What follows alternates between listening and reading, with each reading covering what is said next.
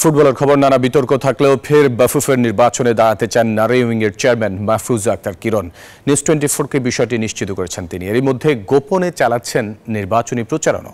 বিস্তারিত আসমাউল মুত্তাকিনের রিপোর্ট। দেশের ফুটবলের সর্বোচ্চ নিয়ন্ত্রক সংস্থা বাংলাদেশ ফুটবল ফেডারেশন, যেখানে 2016 সাল থেকে বাফুফের নারী উইংয়ের চেয়ারম্যানের দায়িত্ব পালন করে আসছেন মাহফুজা আক্তার কিরণ। এরই মধ্যে 2023 সালে টাকা আত্মসাৎ ও অবৈধ সম্পদের অভিযোগে তাকে ডেকেছিল দুদক। এমন অভিযোগে কয়েকদিন আগেও বাফুফের সামনে মানববন্ধন করেছিল সাবেক ও বর্তমান নারী খেলোয়াড়রা। নানা বিতর্কের পরেও ফের বাফুফের নির্বাচনে আসছেন মাহফুজা আক্তার কিরণ। এরই মধ্যে গোপনে চালাচ্ছেন নির্বাচনী প্রচারণাও। হোয়াটসঅ্যাপ গ্রুপ খুলে বিভিন্ন কাউন্সিলরদের অ্যাড করছেন তিনি। নামও দিয়েছেন বাফুফে নির্বাচন 2024।